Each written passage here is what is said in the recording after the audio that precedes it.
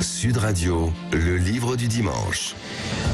9h42 dans le Grand Matin Week-end sur Sud Radio. C'était il y a 6 ans et un jour, la France se réveillait dans la stupeur après ce qui s'était passé lors des attentats du 13 novembre le soir à Paris. Un couple notamment l'a vécu de très près, directement concerné, Myriam et Pierre Cabon, qu'on a le plaisir de recevoir dans le livre du dimanche aujourd'hui. Bonjour à vous. Bonjour. Bonjour Myriam Cabon, bonjour Pierre Cabon. Un éclat dans le noir, c'est le récit de votre vie, de la manière dont vous avez traversé l'attentat au Bataclan, où vous étiez, vous Pierre, précisément dans la fosse qui a changé votre vie. Vous êtes en fauteuil roulant depuis ce soir-là. Vous avez pris une balle qui vous a sectionné la moelle épinière. Vous racontez dans ce livre aussi comment vous vivez encore plus fort. Vous êtes lancé dans un tour du monde. Vous connaissez Denis Brognard. Vous êtes devenus des aventuriers et vous vous éclatez. Vous allez nous expliquer comment. Le livre du dimanche, c'est tout de suite. Pierre Cabon, vous étiez au Bataclan ce soir-là avec vos amis. Fan de Eagles of Death Metal. Myriam, vous étiez pas, c'est pas votre truc a priori? Non, moi c'était pas mon truc et j'avais très envie qu'il passe une soirée avec ses copains tranquille. Ouais, c'était le moment où vous aussi vous étiez tranquille, vous étiez séparés, vous allez vivre ça de manière différente. Vous vous retrouvez pile au moment de l'attaque, Pierre, dans la fosse, à l'endroit vraiment le plus près possible. Vous venez de jouer des coudes pour vous rapprocher. C'est ça. En fait, on s'est rapproché de la salle de la scène exactement pour mieux voir les artistes et en profiter un peu plus. Et en fait, c'est à ce moment-là qu'on a commencé à un peu entendre comme des ballons qui éclataient derrière nous. Et en fait, ce sont les premiers tirs des Kalachnikov. Et en fait, à ce moment-là, il y a un mouvement de foule. Et en fait, tout est flou pour moi à ce moment-là. Et en fait, je me retrouve rapidement touché et projeté à terre. Une douleur intense. Vous savez pas encore ce que vous avez. Vous avez votre ami qui vous dit lève-toi, il faut qu'on y aille, il faut qu'on y aille. Vous pouvez plus bouger. Exactement. Vous comprenez vite ce qui vous arrive ou pas? À ce moment-là, je comprends pas du tout ce qui m'arrive. Je lui dis juste, va-t'en, il se passe quelque chose. Je sais pas très bien quoi, mais voilà. C'est mieux que tu sortes. Et en fait, c'est après l'attaque, quand je me réveille à ce moment-là, que je me rends compte que je marcherai plus. Vous, Myriam, vous n'êtes pas encore au courant. Vous êtes en train de manger, puis à un moment, vous regardez la télé, vous avez des flashs bleus. Vous comprenez assez vite que ça se passe aussi au Bataclan, là où est Pierre? Tout à fait. En fait, j'ai mis un petit peu de temps à réaliser que c'était bien au Bataclan qui m'avait dit qu'il allait, parce que je connaissais pas encore bien les salles de concert parisiennes. Il a un concert, mais alors où est-ce qu'il est? Voilà, c'est ça. Mais du coup, effectivement, j'ai essayé de l'appeler une fois, puis je vois qu'il répond pas. Voilà, je vois ce qui se passe. Je comprends vite qu'effectivement, c'est bien au Bataclan qu'il était. Et là, vous avez passé une nuit absolument épouvantable à vous demander ce qui lui arrive, à le chercher. C'était un peu long, effectivement. C'était effectivement très long. En plus, vous faites partie de tous ces gens, qui ont entendu ces témoignages bouleversants, qui essayent d'appeler les gens qui sont encore au Bataclan. Pierre va bien, vous allez le retrouver. Enfin, il va bien. Il est à l'hôpital. Écoutez, je l'ai en face de moi, il sourit tout le temps, donc c'est normal que je dise qu'il va bien. Il faut qu'on raconte la manière dont vous vous retrouvez. Vous arrivez à l'hôpital, il est intubé, il n'est pas dans le coma, mais vous griffonnez quelque chose à l'adresse de Myriam. Qu'est-ce que vous arrivez à griffonner? Je lui ai mis sur une petite ardoise avec quelques fautes, je pense. Est-ce que je t'ai fait peur? Avec un grand sourire, évidemment. Avec un petit sourire. Donc vous retrouvez l'homme de votre vie, qui est dans un état... Enfin, vous savez déjà qu'il ne pourra plus marcher? Non, à ce moment-là, on ne le sait pas vraiment. En fait, on sait que entre les opérations, la veille, il s'est réveillé sans sentir ses jambes, mais en fait, on ne sait pas du tout si c'est définitif, si c'est lié au choc, etc. Donc, on n'en sait rien. En fait, on l'apprendra que le lundi qui suit les attentats.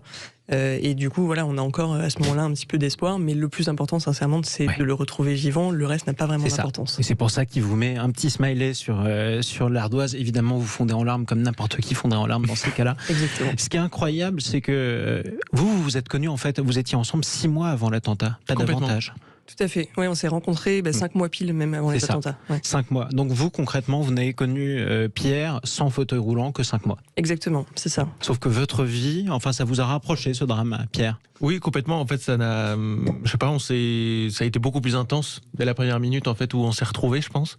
Et depuis, on n'a qu'une seule envie, c'est vivre à fond le temps qui nous reste. Ouais, c'est ça. Vous êtes lancé dans un tour du monde, on va en parler, c'est incroyable. Votre livre est préfacé par Denis Brognard, et en plus, c'est un bon clin d'œil parce que ça résume un peu la manière que vous avez de vivre depuis le 13 novembre. C'est un peu Koh-Lanta, votre vie, Pierre. Oui, c'est ça. On essaye de se mettre des challenges depuis le premier jour. Et donc, on a eu la chance d'avoir Michael Jérémias pour la partie handicap en termes de préface. Et Denis, ça a vraiment été une belle rencontre qu'on a fait en début d'année. Et lui, c'est vraiment le côté aventure qui est mis en avant. Et vous aussi, Myriam, du coup, c'est devenu votre aventure. Comment on s'adapte au fait, justement, qu'on va devoir aider l'homme de sa vie tous les jours à s'adapter à cette nouvelle vie de personnes handicapées en fauteuil roulant? Déjà, là où nous, on a une grande chance, c'est qu'en fait, Pierre, il est complètement autonome au quotidien. Donc, c'est vrai que c'est des difficultés qu'on n'a pas affrontées pour le coup. Mais c'est vrai que c'est une grosse adaptation et je pense qu'il faut le prendre petit à petit et il faut pas... quand Pierre est sorti de l'hôpital, on s'est pas dit on va partir en tour du monde. Je crois qu'il y avait un petit peu d'apprentissage. Il y avait 2 ou 3 priorités. Voilà, exactement. Mais donc, c'est des choses qu'il faut prendre petit à petit. C'est un peu vertigineux si on essaye d'appréhender tout ce qui va se passer. Mais comme on n'y connaît rien, quelque part, ça nous préserve un petit peu et ça nous permet d'avancer au fur et à mesure et de prendre les choses comme elles viennent. Avec la curiosité des novices, Pierre, vous racontez comment vous aviez des souvenirs formidables à la neige notamment.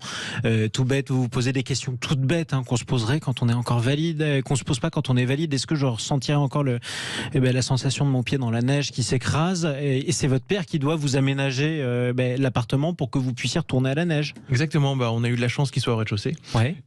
Premier point. Exactement. Donc là, on a pu le faire adapter et depuis, on y retourne de temps en temps pour en profiter. Ouais. C'est ça. Ça pose des problèmes tout bêtes, mais il faut aménager la salle de bain, tout bêtement. Sinon, vous ne pouvez pas vous laver.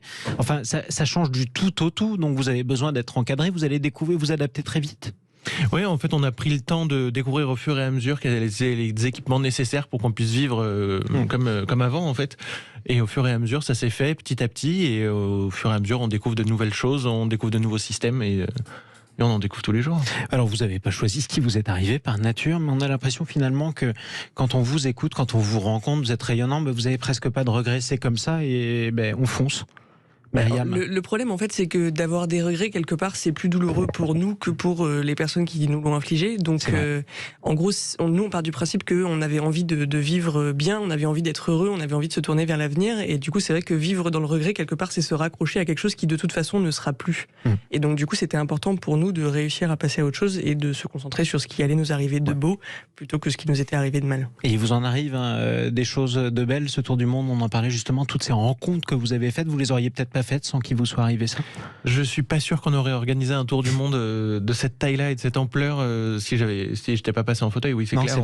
On raconte, tiens, faites-nous un peu le programme de ce tour du monde parce que c'est quand même assez dingue. Il y a pas 1% des Français qui l'a fait ce tour. En fait, quand on s'est rencontrés, on s'est fait une liste de pays dans lesquels on pourrait partir en vacances. Et quand je suis passé en fauteuil, tous ces pays-là, on s'est dit ça va être impossible d'y aller. Et puis après quelques années, on s'est dit justement, on va y aller, on va montrer que c'est possible potentiellement. Et donc on est parti en Amérique du Sud. On a fait le Machu Picchu, on est parti en Océanie, on a traversé la Nouvelle-Zélande en tandem. Et ensuite, on a été bloqué par le Covid pour l'Afrique et l'Asie. Mais c'est au programme. C'est complètement au programme, parce qu'on a prévu de refaire notre gros projet d'Afrique en allant faire l'ascension du Kilimandjaro en juillet prochain. Mais j'allais le dire justement, le Kilimandjaro en fauteuil roulant. Il faut parler, vous disiez, il ne faut pas avoir de regrets, notamment, sinon ce serait faire gagner ceux qui vous ont fait subir ça, en tout cas. Il faut dire un mot quand même de ce procès au Bataclan. Vous y allez pas, c'est un choix. Mais vous avez votre avocat qui est sur place, Myriam ou Pierre? Tout à fait. En fait, c'est hyper important pour nous, évidemment, d'être représentés. Donc, on est partie civile et voilà. Il faut que justice soit faite sur ce procès. Néanmoins, c'est vrai que nous, on avait besoin de prendre un petit peu de distance. Les témoignages, on les suit évidemment, mais ils ont été très durs pour nous à lire et à entendre, bien évidemment. Et donc, on a la chance de pouvoir se concentrer sur des projets qui nous tirent vers l'avant et on essaie du coup de rester là-dessus, en fait. Autre avantage, ça c'est important aussi, Pierre, vous n'avez pas gardé des souvenirs de tout ce qui s'est passé ce soir-là? Oui, après avoir été touché, j'ai fait un blackout complet et en fait, j'ai aucun souvenir visuel, d'odeur ou quoi que ce soit. C'est presque tant mieux. Et ça, je pense que ça m'aide énormément. Alors peut-être que c'est enfoui quelque part dans mon cerveau, mais tant que c'est pas ressorti, on en profite. Il y a un mot qui revient souvent et qui est peut-être lourd à porter. Est-ce que vous acceptez qu'on vous dise vous êtes victime ou pour vous n'êtes pas une victime du Bataclan? Vous êtes comme ça, vous êtes Pierre Cabon. Comment vous définissez? Je suis Pierre Cabon en effet, mais j'en reste pas moins une victime certes du Bataclan, mais on a essayé de tirer le meilleur de ce malheur qui nous est arrivé en essayant de créer justement, de donner envie aux autres de voyager par la suite. Et c'est pas l'envie qui vous manque aussi, vous avez encore beaucoup de choses à faire, les choses les plus folles? On a encore énormément de choses à faire, d'autant que du coup on a créé effectivement une société maintenant, donc on vit du voyage et du coup ça s'appelle Wheel World et l'objectif c'est vraiment d'inviter d'autres personnes à faire la même chose et donc plus on fera de voyages et plus on montrera qu'il y a des choses qui sont possibles et c'est vraiment ça qu'on va s'atteler à faire dans les prochaines années. Donc Éclatez-vous, on vous souhaite tout le bonheur du monde en tout cas. Beaucoup. Bonne route, bonne ascension sur le Kilimandjaro, on vous verra peut-être sur le Fujiyama plus tard. C'est ça. Il en reste des montagnes à l'Everest, pourquoi pas au programme, ce serait la première fois, peut-être d'ailleurs en fauteuil roulant. C'est tout ce qu'on vous souhaite, franchement bravo. Merci beaucoup. Merci pour ce témoignage Myriam Cabon et Pierre Cabon. Un éclat dans le noir, c'est publié chez Fayard, c'était le livre du dimanche, vous pouvez vous le procurer sur internet et dans toutes les librairies de France. Vous écoutez le Grand Matin Week-end sur Sud Radio, il est 9h52.